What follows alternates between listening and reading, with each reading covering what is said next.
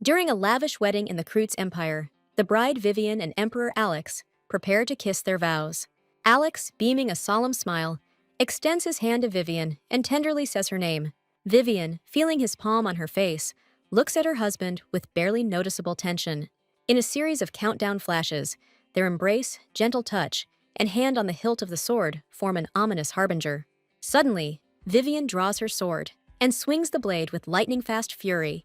The blade pierces Alex and he falls to his knees, bleeding and looking at her madly. The nobles panic and shout that the Empress has killed the Emperor and rush to seize her. The red-haired guest silently covers her mouth with her hand and whispers Alex's name in horror. Vivian, with a bloody streak on her face and a cold look, turns to her and says, "Stella." Stella, trembling and choking with fear, squeezes out a weak sister sound. The wedding, filled with blessings, turns into the smell of blood as the heroine stands with a drawn sword among flowers and dead bodies. She remembers how she died and was reborn many times in an endless time loop, realizing that no amount of punishment could bring her relief. The heroine decides that if someone stands in her way, she is ready to take revenge even at the cost of murder. The girl says that her name is Vivian von Karlsruhe and that she is the only daughter of a respected ducal family. At the age of 7, she became engaged to Alex, who ran away to survive the prince's rebellion. Alex, the 5th prince and an illegitimate child, sits under a tree and cries, remembering his mother. Vivian pities him like a lost puppy and tells him not to cry. She holds out her hand and urges Alex to come with her, intending to protect him. The emperor fell and the empire was drowned in blood.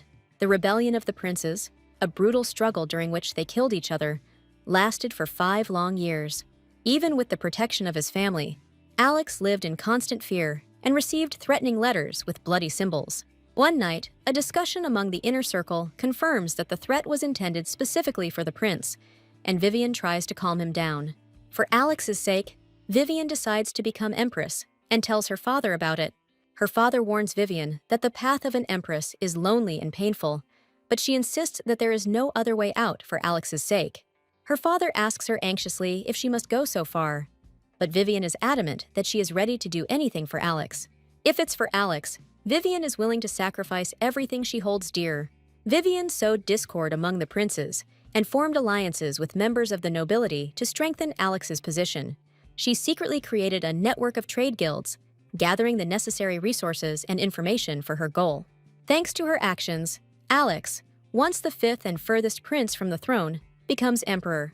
Through Vivian's efforts, Alex secures his position as emperor in the palace. Alex and Vivian pose for a grand pose on the castle balcony, and Vivian becomes empress. 5 years have passed, and one night, Alex tries to support Vivian by saying that they can try to have a baby later. Vivian admits that she doesn't know how much more pressure she can withstand from ministers. After 5 years of emotional strain, Vivian recommends her cousin Stella as the imperial consort. Looking at Alex and Stella, Vivian feels guilty because she forced him to be with a woman he doesn't love, all for the sake of an heir. Soon after, the first prince, Aaron, is born. Alex begins to spend more and more time with Stella, and Vivian is left alone in her nightly thoughts. He stops looking for meetings with Vivian and becomes increasingly distant from her. Having decided to see Alex at least once, Vivian unexpectedly runs into Stella and wonders how much longer they will live like this. Alex and Stella end up in bed together, discussing their desire to become a real empress. Stella reminds Alex of his promise, and he suggests waiting and says that the Duke will soon arrive in the capital. Vivian accidentally witnesses their intimacy and, in tears, wonders how they could do this to her. Realizing the situation, Vivian hurries to finish writing a letter to her father, warning him of the danger.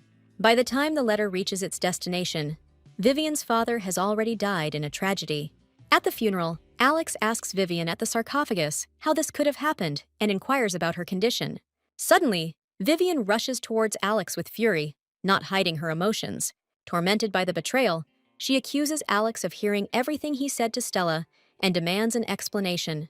Vivian can't hold back her tears and asks how he could do this to her after everything she and her father did for him.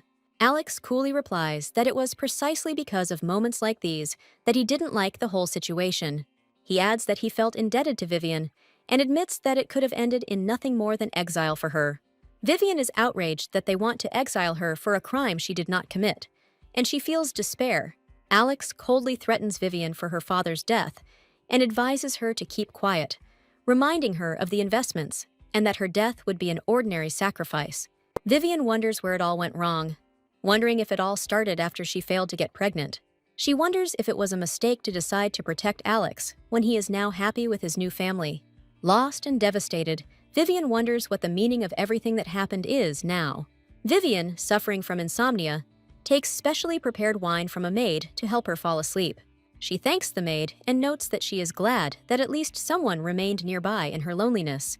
Vivian takes a sip of wine, unaware of its danger.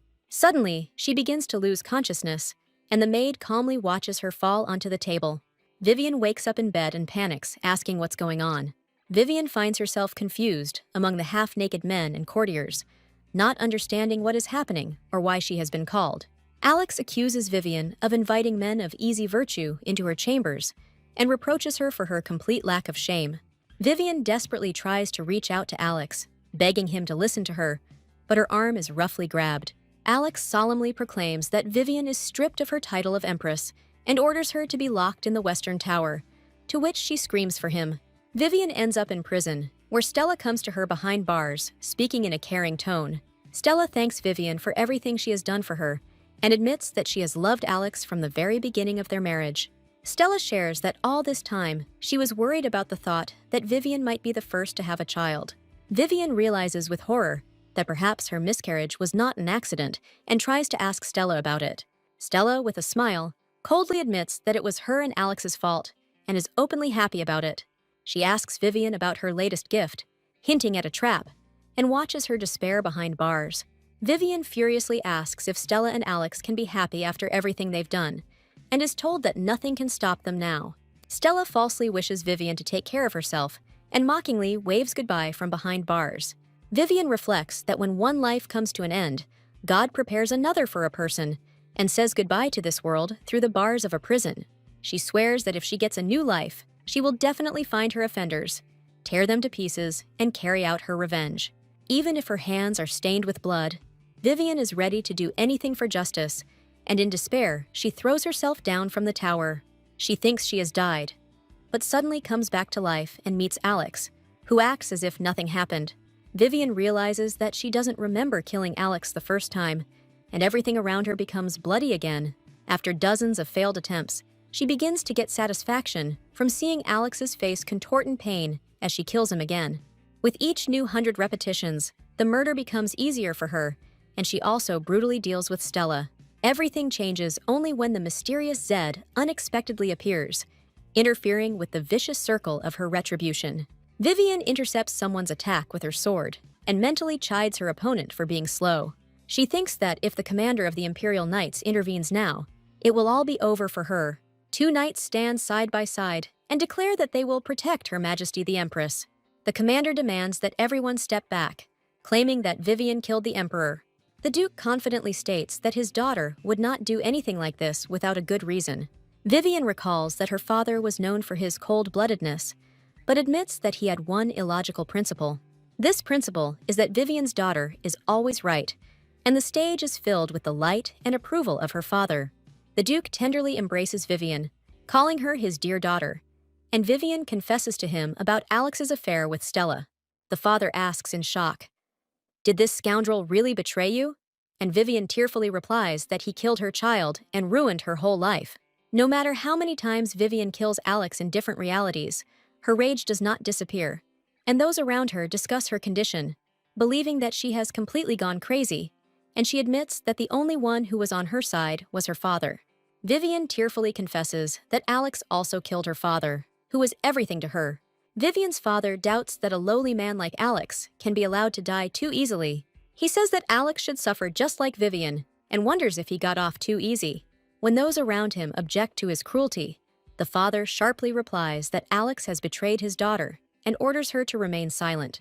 Vivian agrees with her father and reflects that there is nothing more painful than betrayal by someone you trusted. She feels the weight of losing the only person who has always been by her side and braces herself for the blow. Vivian realizes that she shouldn't have killed Alex so easily.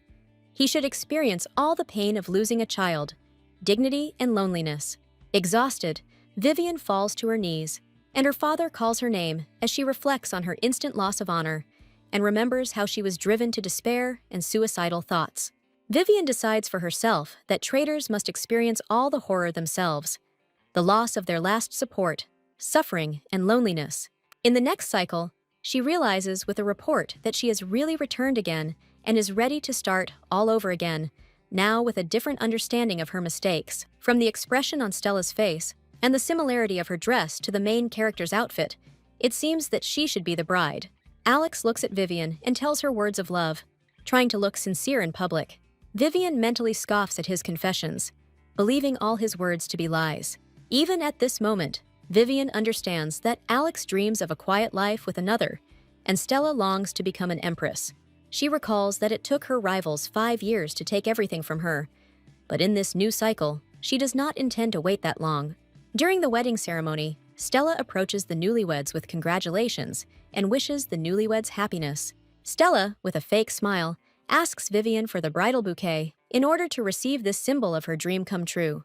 Vivian wonders in her mind how she could not notice the obvious, because with a bouquet, Stella will look even more like a real bride. Holding back her feelings, Vivian suggests throwing the bouquet properly in front of everyone in the room, and Stella reluctantly agrees. The guests admire the wedding and Vivian's dress, congratulating her, while Stella watches everything with envy and a hidden agenda. Alex jokingly asks if there is a problem with Stella's outfit, while both girls, Vivian and Stella, stand nearby, creating a tense atmosphere. Stella shyly replies that everything is fine, and Vivian formally, deliberately, and emphatically addresses her husband as His Majesty. Stella is surprised and hears from Vivian that even if they are childhood friends, she should no longer address Alex too familiarly.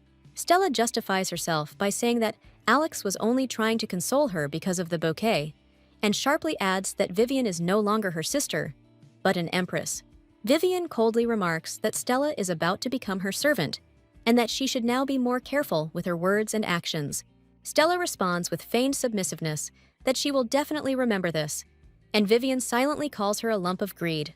The father notices that Vivian looks unwell and says her name with concern in his voice. Vivian, holding her father's hand, says that she will not do anything without his knowledge and asks him to wait a little. Vivian's father advises her not to overdo it and just live the way she wants, and she agrees. A maid approaches Vivian and tells her that she has little time, to which Vivian confidently replies that she is already on her way. A girl wearing a crown hugs a man and thanks him, calling him father. The blonde, with her eyes closed, thanks for the support and promises to write letters, to which she receives agreement to wait for a response. A girl in a light dress at the table asks the maid to call Stella. The maid is worried, but is assured that everything is fine. A red-haired girl in a flower dress enters the room and smiles, asking if she was invited. She is offered a seat and happily notices her favorite macadamia nut cookies on the table. The redhead eats the cookies with pleasure, and the other girl mentally admires her courage to sit at the wedding table. A dark-haired man in a robe enters the room and wonders why Stella and Vivian are there. The man reminds them that today is their first night as husband and wife, and that is why he was invited to the table. The man asks in surprise what they are talking about. The girl with a cold smile says that she is not going to spend the night with a man who is having fun with another woman and considers it disgusting. There are 3 people at the table, and the man asks for an explanation so that they can understand, expressing confusion.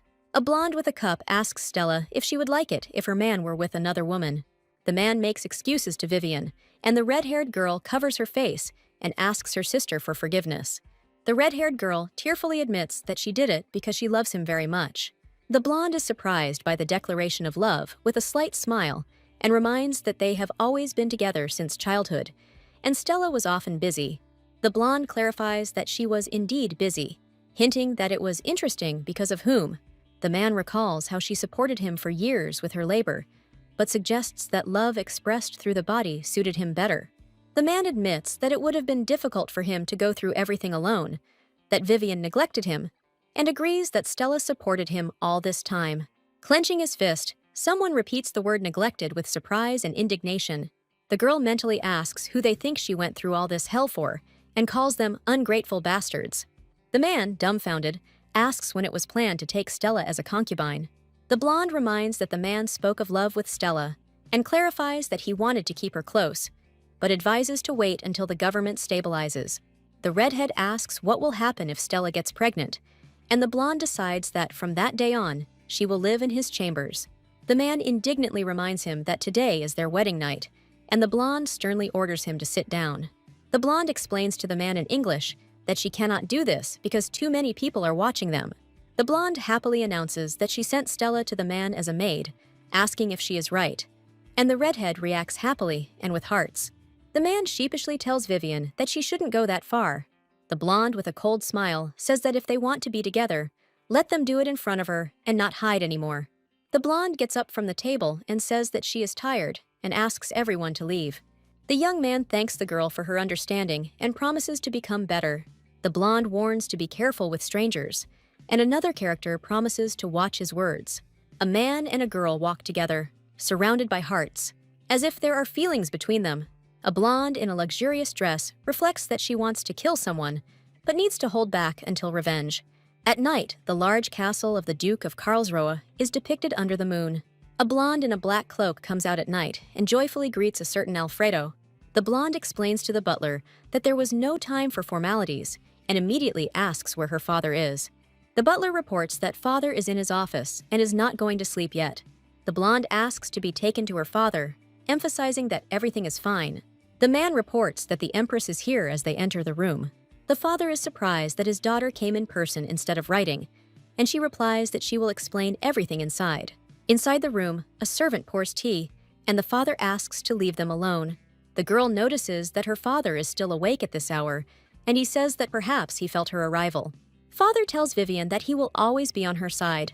The father advises his daughter to think only about her own happiness, and Vivian thanks him.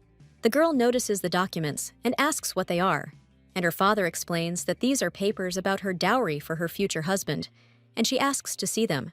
Vivian reflects that the dowry prepared by her father is by no means small. She mentally lists the wealth of the dowry, the diamond mine, the best land in the capital, huge sums of money, and admits that, looking back, she considers herself crazy. Vivian asks if they are going to give all this to Alex, and remembers the words that if the emperor has nothing, then he has no power. She decides that she will return the dowry to herself anyway, and asks to register it in her name. A man with a serious expression says that the heroine was caught in a storm when she became empress, and she was the only one who didn't know it. The image of the stormy sea and the sailboat asks, "My daughter, will you calm the storm or jump off the ship?" The girl, with determination in her eyes, declares that she intends to destroy the ship. The majestic imperial palace of Kreutz, with its blue domes, is shown against the night background. The two discuss whether she really intends to leave things like this, and one notes that she is too proud to give in. A young man and a red-haired woman are sorting things out. The man is surprised how Vivian found out about everything, and the woman blames him. The man makes excuses, and the red-haired girl mentally calls him a coward and pities him for his weakness in front of another. She decides for herself that she simply has to become a better empress than Vivian. The man says that his sister will never be with him again anyway, and he had no intention of seeing Vivian or her child. The woman quips that, judging by his previous words, he seemed upset, and the man himself admits that he should have at least pretended, since Duke Karlsruhe is still alive and observing the situation. The man moves his fingers to his chin and admits that he actually wanted to sleep with her at least once. The girl asks how they will solve the problem with the heir. The man notes that he and Vivian are cousins, which means the child will be of the same blood. The red-haired girl reasons that while her sister is chasing dreams, Alex is strengthening his power, and she will not miss the chance to have a child. A half-naked man leans towards a red-haired woman, asking if she really wants to become an empress, and she replies that he himself awakened this desire in her. Against the backdrop of the palace, townspeople gather for a week-long festival dedicated to the wedding of the emperor and empress. The emperor and empress, dressed in luxurious robes, take part in the first ceremony to welcome guests to the festival while seated on the throne. The emperor's family is experiencing serious financial difficulties, and due to the prince's rebellion, the state is divided into parts, which forced them to seek better relations with the aristocracy. The empress, in full dress, sits on the throne and reflects that she doesn't care at all whether everything turns out well or badly. Duke Ruft von Berlino, in ceremonial attire, greets the light, the sun, and the moon of the empire. The emperor greets Duke Berlino, clarifies his possessions, and asks about the port of Bakuman, confirming their status and connections. The Duke says that he always wanted to visit there at least once, and adds that he is always glad to receive the Emperor on his lands. The blonde wonders in surprise whether the man is serious, and all this makes her smile. The port of Bakahman is shown, through which many foreign ships pass, which has allowed the Duke to accumulate a large fortune, but he evades paying taxes. The Empress speculates that the Duke may simply consider the place a resort, unaware of the power of the Emperor's word. The Emperor asks if the guest is leaving so quickly, to which he replies that others are also waiting their turn. The Emperor says that he will soon call the guest again, and he confirms, addressing him with respect. Next to greet the sun and moon of the Empire is Marquis Max von Binder. The Marquis approaches the Emperor, asking if he remembers the severe drought that hit the family's lands before he ascended the throne. The Empress notes that at that time, she provided great assistance to these lands, and modestly thanks for the opportunity to help, given the scale of the restoration work. The Marquis says with a smile that he decided to drop in for a while. Although the Marquis does not participate in politics due to his busyness with his lands, he remains a man of strong convictions. The Empress reflects that he is stubborn, but will never betray, and promises to later send all the necessary supplies to his lands. The Marquis thanks the Empress for her favor. Due to Vivian's reticence, the first ceremony was a disappointment, and many people's expectations of the new emperor were met with disappointment. Vivian, despite everything, is confident that everything is going well from the very beginning. At night, the palace complex is shown beautifully illuminated, shining in the darkness. At the ball, the entrance of His Majesty Emperor Alex Riven Kreutz, the only son of the Empire, is officially announced. Next comes Empress Vivian, called the Moon of the Empire. Those present notice that behind the imperial couple, there is a girl in a blue dress, Lady Stella from the family of Viscount Bior, who is also the Empress's cousin. Two ladies are discussing whether the Empress really made her cousin His Majesty's personal maid. The red-haired girl wonders why Stella was made the Emperor's personal maid, finding it strange. Two ladies with fans are discussing behind his back why this particular lady serves His Majesty and not an ordinary servant. One of the women suggests that they want to make Stella the Emperor's concubine, and her friend urges her to be quiet. The atmosphere becomes tense with the appearance of a stern man, causing concern among the gossips. The Emperor thanks the guests for their congratulations and wishes everyone a good time at the celebration. The guests raise their glasses to the sun and moon of the Kreutz Empire in a toast. The Emperor invites Vivian to dance with him at the ball. Red-haired Stella suddenly rushes towards the Emperor, causing surprise and confusion. Vivian smiles and says she wants His Majesty to look impeccable for this important event, hinting at the need to maintain image. The Emperor angrily asks how Stella can touch him like that in front of everyone, while Vivian watches the scene. The guests believe that Stella did this out of habit, because she could not allow His Majesty to appear in wrinkled clothes, and Vivian agrees. The audience in the hall is surprised by the justification for Stella's actions, clearly not expecting such an explanation. The red-haired girl grabs Vivian's shoulders in alarm, and the Emperor is surprised by their interaction. The Emperor invites Stella and Vivian to dance together, reminding them that they need to open the ball. The Emperor asks doubtfully if this is really the right thing to do, and Vivian reminds him that she asked everyone to be more careful. Vivian admits with a smile that, what can you do? People have already noticed everything. The Emperor advises Stella to simply do as Vivian says to avoid unnecessary attention. The guests at the ball whisper among themselves, discussing the situation and confirming that they have indeed already noticed everything. Stella walks out to the middle of the hall and prepares to dance with a smile, catching the Emperor's eye. The guests speculate whether the Emperor and Empress will divorce immediately after the wedding and justify the appearance of a concubine in the royal court. Stella smiles and reflects that what is happening at the ball seems immoral to her. The guests whisper among themselves and agree that it is indeed strange to behave like this in the presence of Duke Karlsruhe. Vivian, with a slight smile, wishes everyone a good time at the party. The Emperor is outraged and asks if it was necessary to do exactly that and have the first dance with Stella at their wedding ball. Vivian, over a cup of tea and with a restrained smile, says that it was already the first wedding night, and the first dance should not be a tragedy. She notes that not everything belongs to the Emperor, advising him to get used to it, and he anxiously asks what she means. Vivian explains that everyone has their own duties. He on the throne, she as Empress. The blonde clarifies that they simply do what they have to do, without feelings or stupidity. The Emperor reminds Vivian that she spoke of understanding, and she adds that she does this because of this, but cannot comfort him with her body. In the last scene, Vivian, with coldness in her eyes, says that she doesn't even have such a desire. The Emperor says that Stella is good at her job, and he will do his, and that will be all. Stella happily agrees with her sister that she is right, and Alex reacts with surprise. Alex is outraged. Everything was ruined today, and asks Vivian what she is going to do tomorrow, and she replies that she has already thought about it. Vivian smiles and thinks about declaring Stella her concubine tomorrow. Stella excitedly asks Vivian if she is serious about appointing her as a concubine. Stella, with hearts and shining eyes, thanks Vivian for her enormous support. The Emperor is indignant that no one cares about his opinion and asks if Vivian really decides everything here. But she states that she is in charge of the internal affairs of the palace and the concubines. The Emperor angrily asks to do as he pleases. He doesn't care and leaves, which greatly angers Stella. Stella watches him go, then asks Vivian if he's offended, and turns the conversation back to the topic of the Empress.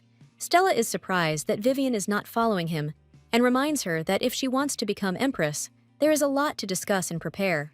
Vivian thinks to herself that she was naive to trust such a moron, and decides to give Stella the Palace of Lilies tomorrow and assign her maids. The text says that the Palace of Lilies is the second largest and most beautiful after the Empress's chambers, where the favorite concubine usually lives, and it is located closest to the Emperor's chambers.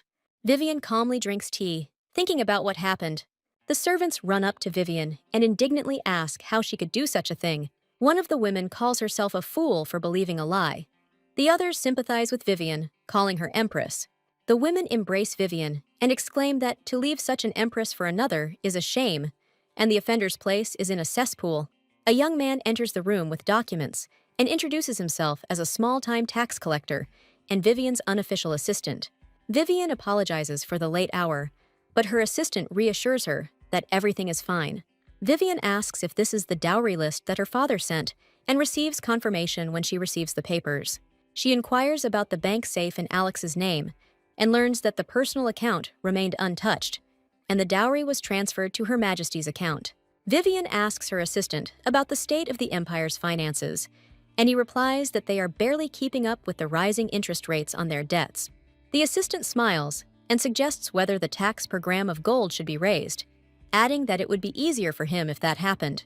Vivian notices with disbelief that the assistant is somehow suspiciously happy, and he begins to make excuses. The insert explains that Dispek is a talented academy graduate with honors, but because of his background, he was always belittled and did low-level work. Vivian watches him and thinks with regret that he has a mind worth thousands of gold. But he works for 10, which is quite a pity. Vivian approaches her assistant and offers to work with him.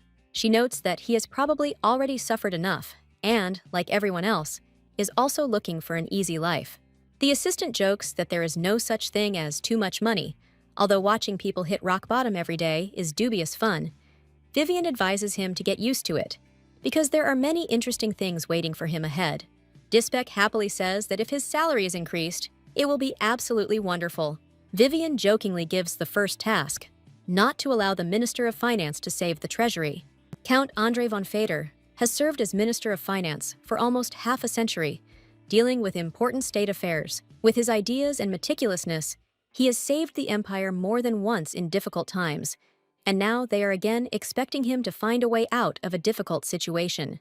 The blonde with green eyes is thinking that this man needs to be removed from the road somehow. The man offers to try to win him over to his side, but the interlocutors doubt success and believe that it will be too much trouble. The woman admits that she is just thinking out loud and notices that the man has become lazy and talks too much, then sends him on an errand. The two girls excitedly ask the powerful heroine if she has a plan and hope that she will show them who is boss. The main character replies that she is not going to sit idly by, which evokes approval and admiration from her friends. She confidently declares that now the Imperial Palace will not respond to rumors and no one will enter there without permission. The girls happily nod in agreement, confirming their support and admiration for her determination. At the end of the conversation, the heroine asks a maid named Helena to drop by somewhere the next day before the meeting. Two women in dark cloaks approach a stone building, and one of them asks if this is the right place. They see a sign that says Black Mercenary Guild, knowing they've come to the right place. In a dark alley sits a teenager named Chris, who is remembered by name. He remembers his childhood. He was thrown out in a gateway, and he accidentally ended up with mercenaries, whom he followed everywhere, realizing his talent. Chris is said to have a sword that is like an extension of his arm, highlighting his special skill.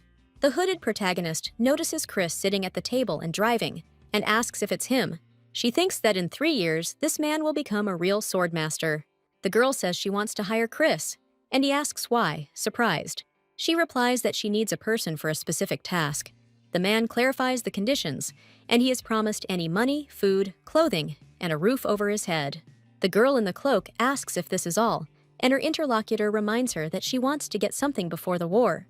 She assures the man that if he wants, she is even ready to marry him. The man is surprised and happily retells the marriage proposal, fantasizing about it.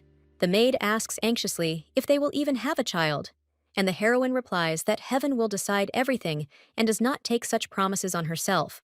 The man extends his hand in agreement, but carefully asks if she finds his dirty hands disgusting. The heroine shakes his hand with a kind smile, saying that she is counting on Chris. The next day, the first meeting of the council is held in the Great Hall. The emperor, dressed in his ceremonial uniform, asks those present if there are any other suggestions. The woman in the blue dress offers to appoint Lady Bière from the Viscount family as a concubine and give her the White Lily Court. The men suggest to the empress that although it is early, it is better to admit everything officially in order to maintain authority. A man in palace robes asks what those present think, and another man on the throne says that they will follow the will of the empress. At the large table, they discuss where to get the budget for the White Lily's courtyard and decide to divide the budget allocated for the inner palace. The blonde in the blue dress admits that she understands how hard it is for the treasurer now. The old man in the hat explains that only his palace and the empress's are currently in use, so the funds can be divided equally, but this is not very convenient. The empress calmly says that in difficult times, everyone needs to tighten their belts. A man in a red uniform asks if the empress is sure of her decision. The empress smiles and replies that in difficult times, support is especially important, and everyone agrees to act according to her opinion. The red-haired girl is surprised to notice that she doesn't believe it. This is really her palace, and the maid says that the cleaning is not finished yet. She happily says that cleaning is fine, but the interior needs to be changed, and the maid is surprised. The girl begins to list the requirements. The floor must be made of white marble, the curtains must be bright and vibrant, and at the entrance, there must be portraits of the emperor and herself. The red-haired girl advises to first sort out the budget, and her companion asks again about the budget in surprise. The girl carefully studies the papers, at first thinking that this will be enough for a month, but they explain to her that this is an amount for a year. The maid is indignant at the question of why her sister did this, but explains that the empress is not to blame, and the problem is the financial crisis of the empire. The girl asks in shock how things could be so bad for such a great empire. She wonders how the empress is going to survive on such crumbs, and the maid shyly calls for her mother. The girl asks the maid if exactly the same amount has been allocated for the empress's palace, and doubts whether it is worth believing. The maid says that Vivian was born with plenty of money and lived well without a budget.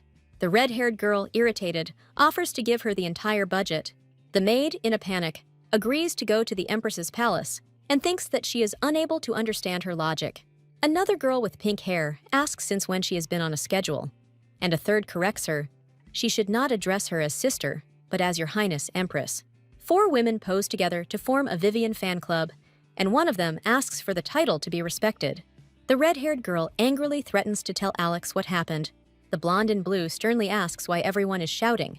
The red-haired girl exclaims sister, and the blonde coldly replies, "Who is your sister?" The red-haired girl tries to start a conversation with the blonde, addressing her as Your Highness, and she tells her to sign up for next time and reminds her that she is already fired. The red-haired girl clasps her hands across her chest and swears to herself that she won't give up so easily. A blonde in a blue dress walks out to a golden carriage under flowers and sunlight. The blonde happily asks the fair-haired man if the journey has tired him out, and he replies that everything is fine. Against the backdrop of a garden, a blonde asks a man what he thinks of the new man, and he is perplexed whether he is an animal or a man. The man with the monocle says that Alfred almost died while cleaning the new guest, and the interlocutor replies that he is not surprised. A woman with long blonde hair and 3 men are standing in front of a building, and she asks where the person is now. The blonde smiles and says that the one they are looking for is right in front of them. And the man asks again in surprise. The man with brown hair looks puzzled, and the woman confirms that he is the one. A man with brown hair and amber eyes stands against a backdrop of flowers and is referred to by the name Chris.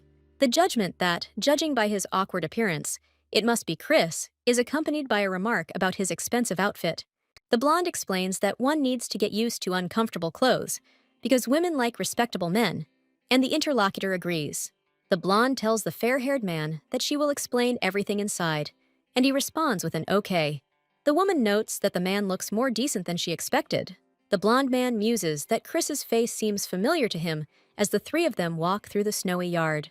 All four of them, the blonde, the two men, and the butler, are sitting together at a table in a luxurious room with a teapot and a pie. The blonde explains that his name is Chris, and he is a traveling mercenary. In the mercenary community, Chris is known by the nickname Black Wolf, with a background of the moon and the silhouette of a wolf. Chris asks again in surprise about the Black Wolf, not believing that they are talking about him. The blonde claims that since Chris is the Black Wolf, he is very skilled, and asks his father to help him become even stronger. The blonde man questions whether Chris is better than Alex, but the blonde thinks that Chris has already surpassed Alex. The girl asks to raise Chris to be a swordmaster, and the man wonders if she wants to make him her knight. The blonde laughs, thinking that a swordmaster for such a position is a waste, and the man says that there is nothing more important than life. Chris seriously says that he can't die. Chris reminds the girl that she promised to marry him. The blonde man with the cup looks shocked, while the butler next to him looks reserved. The girl with green eyes and a blue dress confusedly admits that there was a small misunderstanding. Chris indignantly asks if she lied to him, because she promised to marry him. Chris reflects that no one said she would marry him. He meant he would marry her. The blonde says that she is already married, but if Chris does his job well, she will find him a worthy woman, and mentally wonders if she will be as beautiful as she is. The blonde man sitting opposite him categorically says that this is impossible, and Chris asks why. The butler explains that there is no one who could compare to his daughter, because she inherited the best traits of her mother and never disappointed him. The blonde still promises to find a woman beautiful enough so that Chris doesn't feel left out. The blonde and Chris sit next to each other, and the voice tells her that only by keeping the throne will she be able to take revenge. Chris asks a frank question about whether he could marry Vivian if her husband died. The blonde, in shock, mentally asks again what he just said. The blonde says that her husband will not die anytime soon, and he cannot kill him now. The blonde explains that the reason is that his daughter is the emperor's wife. The blonde asks in surprise, and Chris insists that her husband is the emperor. Chris claims that emperors also die because they are the same people. The blonde man asks Chris with a grin if he wants to become an emperor. Chris asks the blonde if she wants to be an empress, and gets an honest answer that she really doesn't. Chris firmly agrees that if it means he can marry her, he will kill her husband. The blonde is shocked and mentally asks how the conversation even got to this point. The red-haired girl bursts into the room screaming, "Your Majesty!" The man in the blue jacket tries to stop her, but she insists that she wants to talk immediately. The red-haired girl indignantly reports that her sister has allocated a beggarly budget for her palace. The man in blue says that he and Vivian have the same tight budget and asks if that's fair. He adds that the Empress has the same budget, wondering if this is not enough, and the redhead invites him to listen. The red-haired girl explains that Vivian is already swimming in gold and that his marriage to her has brought him a fortune. She demands to know why he can't give her more money. The man thinks that a dowry is usually due, but after the scandal with Stella Duke, contacts were broken. The man explains that the empire is currently experiencing financial problems and needs to cut costs, so he asks to be more frugal. The girl remembers his words in a rage and is indignant that she has to live like a beggar. The man persistently asks whose fault it is that she ended up in this situation, and the girl, surprised, asks again, what? He explains that the wedding dowry guaranteed by Duke Karlslow was annulled when she became a concubine, and the girl sharply objects that since they are married, the dowry is still due. The dark-haired man exclaims irritably that he can't do anything. He tells the girl that she has never held such money in her hands and advises her to shut up if she does not want to be kicked out of the palace. The girl mentally understands that the Duke no longer plays a role for her. The man decides that he has only one option left, to take what belongs to Vivian. The final evening of the banquet begins in the ballroom, and guests gather in beautiful outfits. A red-haired girl in a luxurious evening dress says that they fell in love at first sight. Two girls with fans admire her romanticism and say that this is true destiny. Empress Viviane von Karlsruhe-Kreutz appears against a background of flowers and a staircase in a luxurious outfit. The girls note that Vivian hasn't been seen for a long time and discuss how she's holding up well, considering it's the final night. A man in a military uniform approaches Vivian in the hall, calling her name against the backdrop of guests and a festive atmosphere. A man addresses a woman formally as Your Majesty, and she wonders why so formally. A man in a military uniform invites a woman to dance with a smile. The man extends his hand, and the woman mentally notes that she knows this part of him well. The story tells that, having revealed their feelings to each other, they exchanged not rings, but gloves. And their dance is shown in an elegant frame. Hands in decorated gloves are joined together, and a voice explains not to shake hands with liars, never to separate palms. The woman in the luxurious dress recalls that she believed in the omnipotence of love at the time, and it seemed to her that the emotion could be so strong. The woman seriously asks what her interlocutor is doing, and he replies that he just wanted to remember the past. The man sadly asks if she is trying to make him feel sorry for her and states that he cares about her. The woman asks ironically if he cares, and mentally notes how generous it is of him. The image shows a woman's hands moving a fox figurine over a map, and the text says that in the decisive battle, she cleared the front lines, leaving Alex with a manageable number of enemies. The man on horseback raises a sword, and the text speaks of the hope that in this way, he will receive glory worthy of the emperor and will no longer feel inferior, and that everything was done for him. The man admits that the woman tried very hard for him, admits his difficulty, explains that he even felt out of breath, and then the woman ironically mentions Stella, who had conveniently appeared. The man regrets it, but says it was the only way he could breathe again, and the woman remarks that he is much crazier than she thought. The man admits that he always felt that the woman was too distant, that he felt unnecessary and unloved, that it was difficult for him, and that he seemed to be rotting from the inside. The woman says that she did everything for him, to which he admits this, but points out that she never asked what he wanted. The woman objects that he never told her that he wanted anything else. She accuses the man of destroying their relationship himself, and now accuses her of not healing his emotional wounds. The man claims that she is his wife, and this is unchangeable, adding that now he will take care of her. The man suggests ending this useless conversation, and the woman is advised, "Why don't you keep an eye on your beloved?" The man admits that the woman has been his shield all these years, and now it is his turn. He will no longer hide behind her and will create everything on his own, be it a guild or a knightly order. A knight with red hair and a man in a dark cloak make a secret pact for the royal guard under the ominous branches. Heavy footsteps echo across the checkered floor as a voice from the bubble asks about handing over full control. The blonde in the luxurious dress smiles and sharply asks whether her interlocutor considers her so stupid. She walks confidently through the room, declaring that she can handle it perfectly well without anyone's help. Returning to the palace, she realizes that Alex's plan to take everything from her was obvious. The woman orders her maid Helena to bring her cloak, announcing her departure. The excited maid asks if she can go with her mistress. The hostess gently refuses, noting that she will probably faint. Left alone, she is wary that something is wrong with what is happening. Meanwhile, a smiling businessman in glasses assures that under Lisbeck's management, the guild will prosper amidst a scattering of gold coins. Against a background of scarlet and black, a masked man appears, described as having been created for reconnaissance and cleansing in the fight for the throne. A group of people in black cloaks stand in front of a man with short dark hair.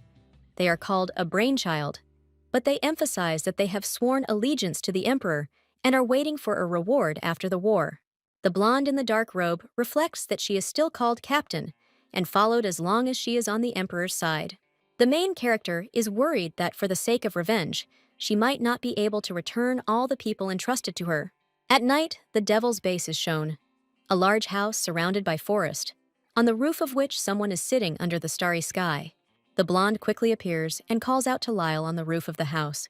The guy with blue hair is surprised and calls the heroine sister. He is stunned and asks what she is doing here.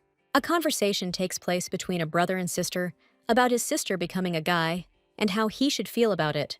The girl assures her brother that despite everything, she is still his sister. Lyle is puzzled that his sister is here, since she is now married. Under the moon on the roof, the brother reminds that the emperor can have concubines, and now Stella is with him. The sister says with a smile that Stella is her cousin, appointed as a concubine. Lyle asks how she feels after all this. Lyle reminds him that it was his sister who made Alex an emperor, and now he thanks her this way.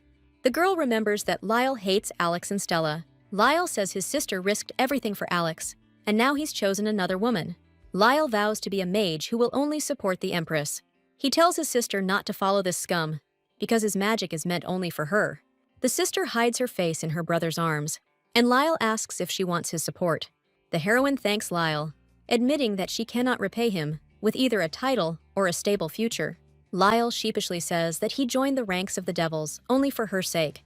They laugh together at the idea of giving up the title of Empress, mentioning that he would then not be able to be the Empress's mage. Lyle says that now the only one they have to follow is her, to which his sister clarifies that it is not about them. Lyle agrees and offers to go downstairs, saying that he understands everything.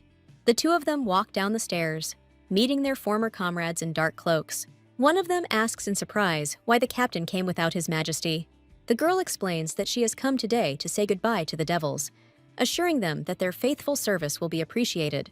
She admits internally that she would like to take everyone with her, but the risk is too great, so she simply thanks them. Lyle, with a magical glint in his eyes, advises them not to trust the emperor too much. In the Duchy of Karlsruhe, there is a discussion about whether to hire someone as a personal servant to the empress or to choose a position for him as a personal doctor. The blonde man cautiously remarks that the post of a personal doctor sounds good, but it might arouse suspicion. Alfredo is asked to help Lyle with a disguise, and Lyle jokes that it will be his first time changing clothes. Over tea, the brother invites the main character to meet Chris, and she asks again if he means that same mercenary. The blonde asks her interlocutor how things are going with Chris, and receives an answer about his success in etiquette, despite his rough work with the sword. A young man in a cloak enters the room, bows and politely addresses the Duke. Chris, with a friendly smile, says that he hasn't seen the heroine for a long time, and complains that he was already going to go see her himself. Lyle asks if this is the mercenary, and Chris confidently replies that he is talking to his future wife. The heroine is taken by surprise by his statements, and Lyle emphasizes Chris's success in training. The Duke approves and notes with surprise that Chris has already mastered the aura.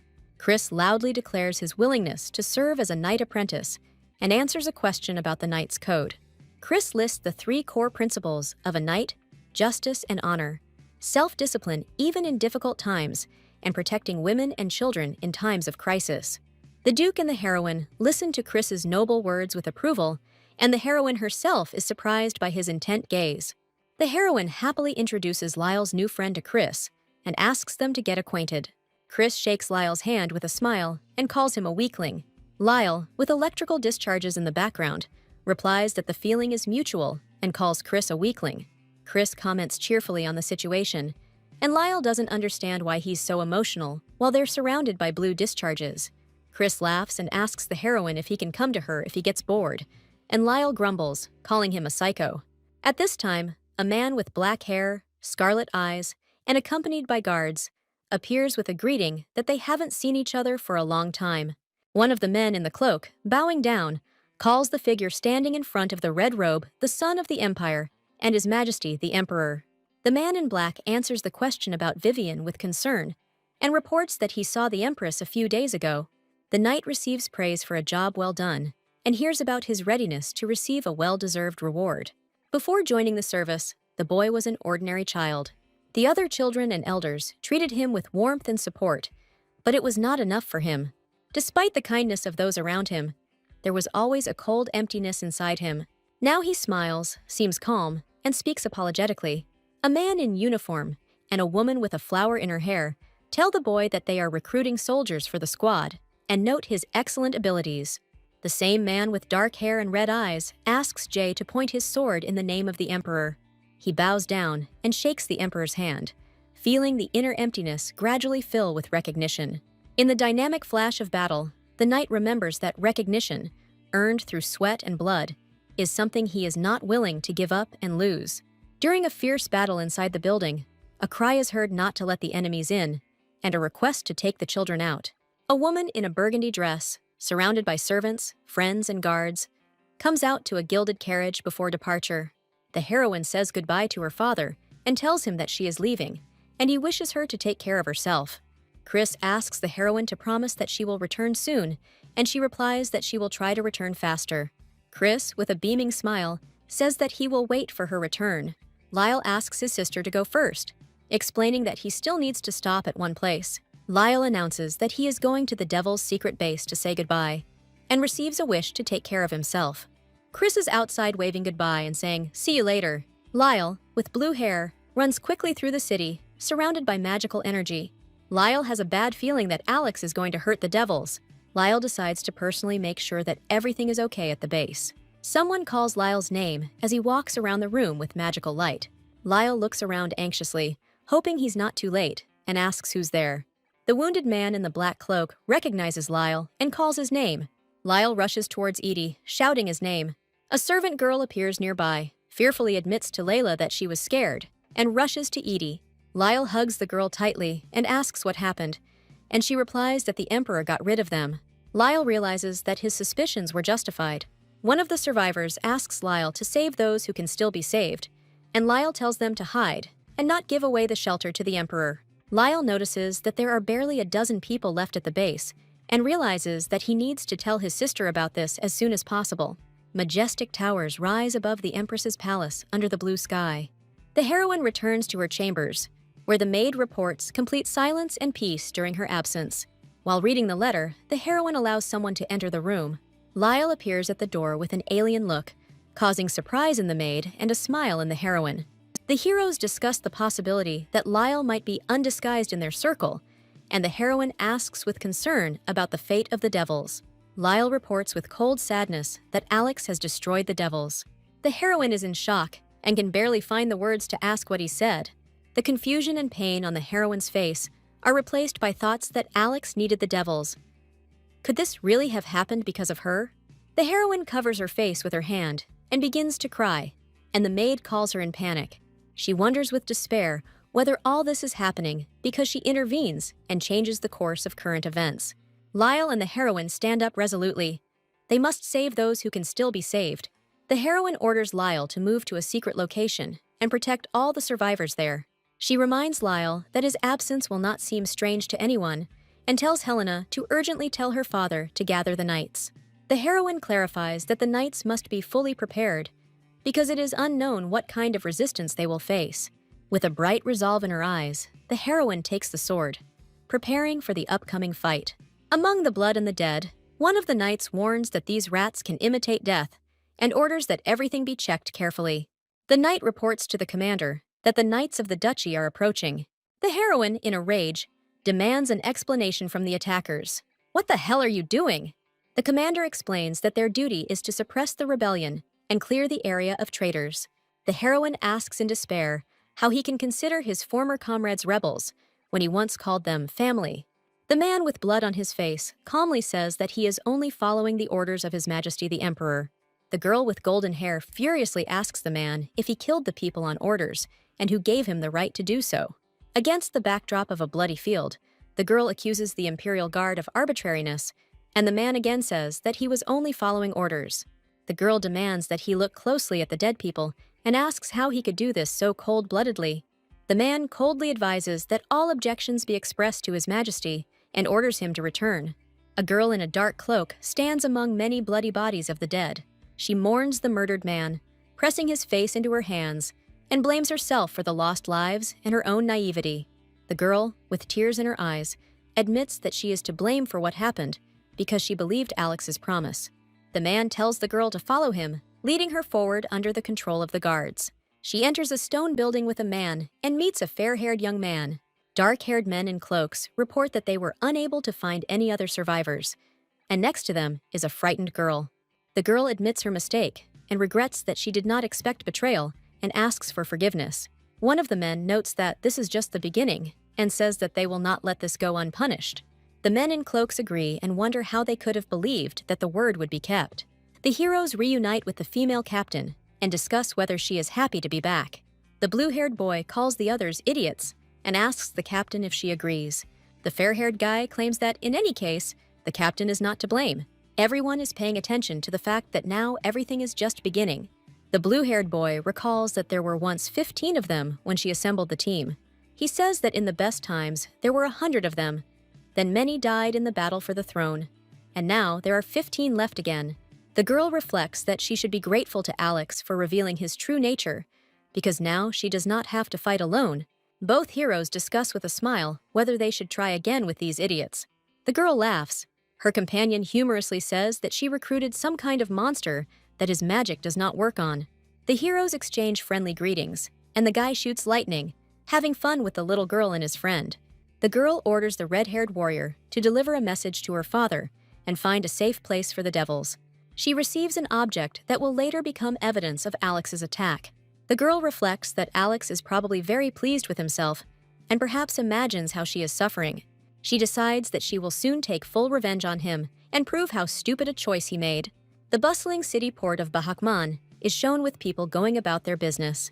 A young man with blue hair meets the traveler at the entrance to the city and informs him that they have come to escort him to the palace on behalf of Count Potter.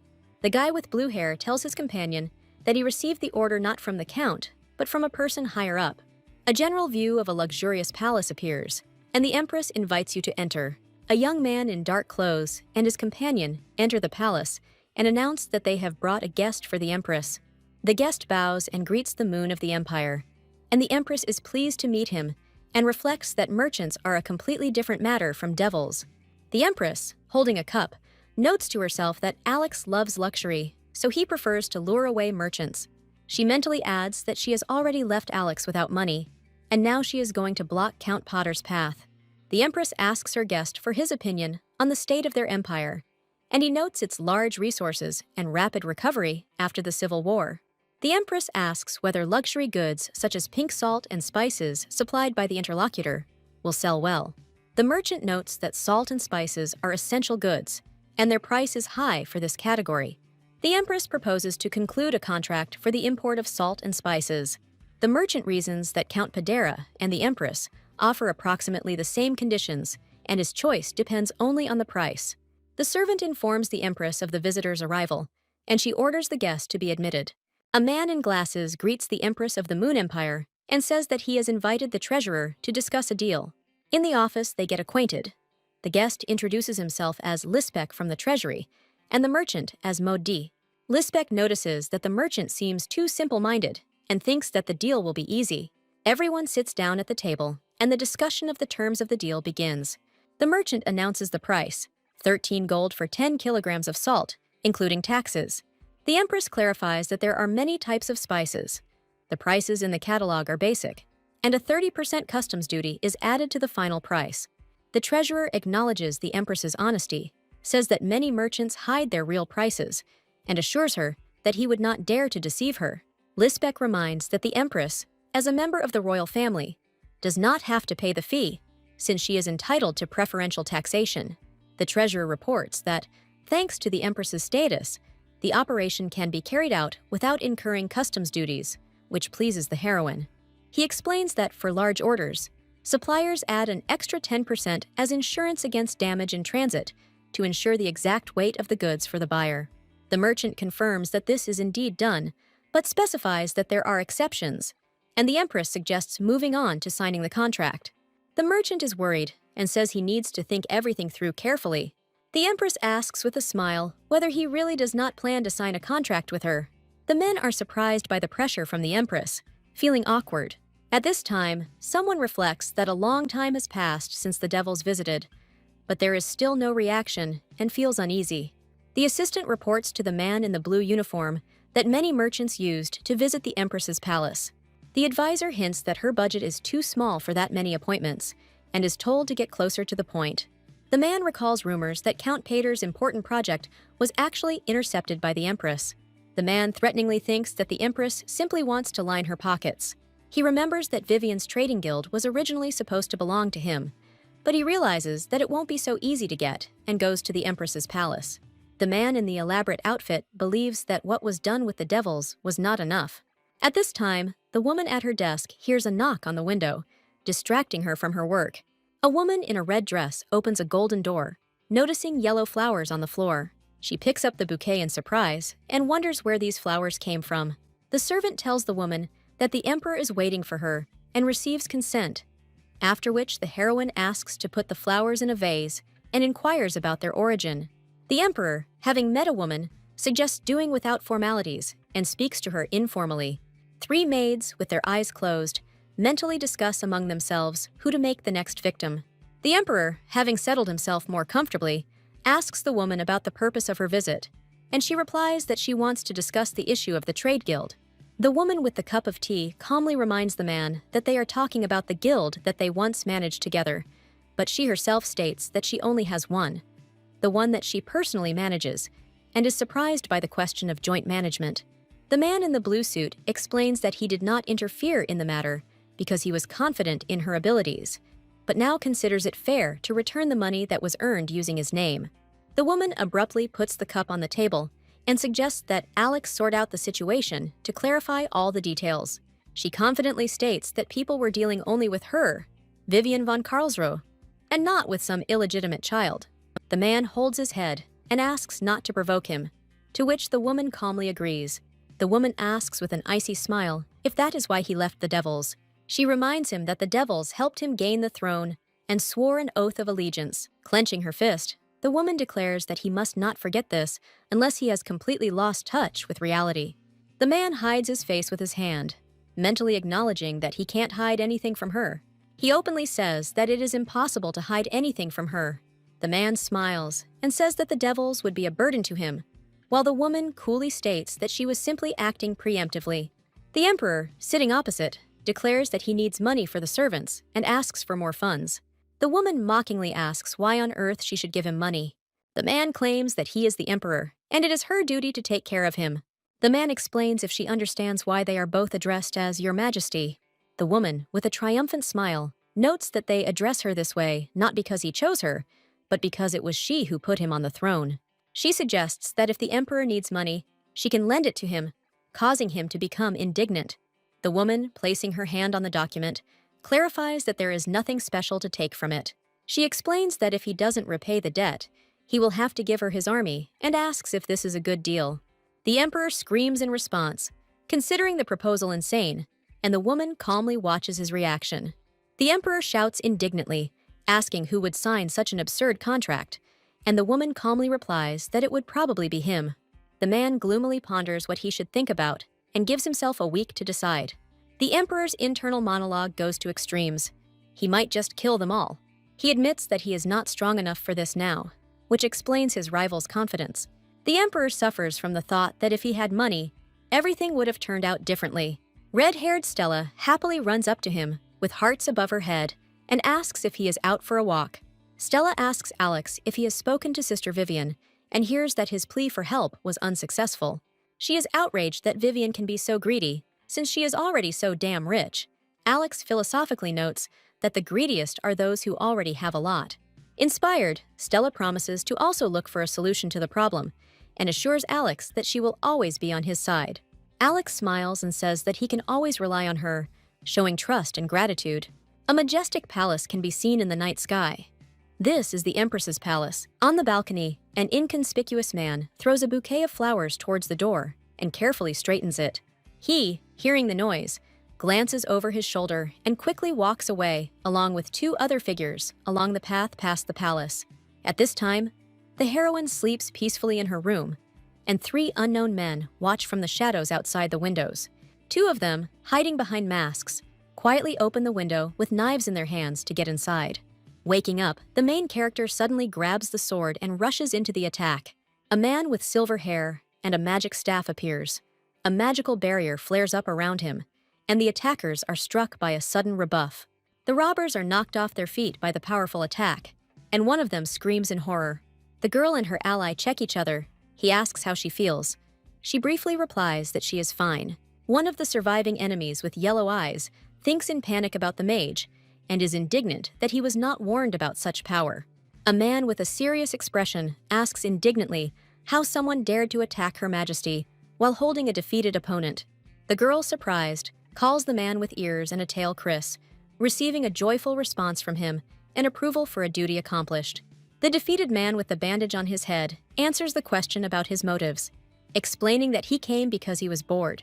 The girl clarifies that the previous bouquet on the terrace was from Chris, after which he happily confirms that he collected it himself and asks if she liked the gift.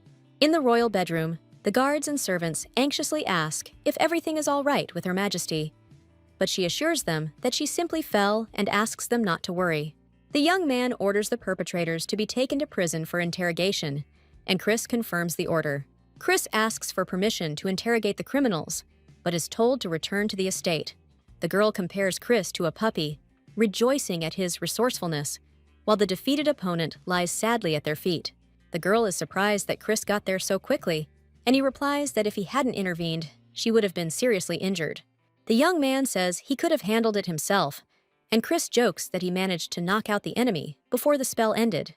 A girl with a sword angrily stops an argument between two men and demands that they stop.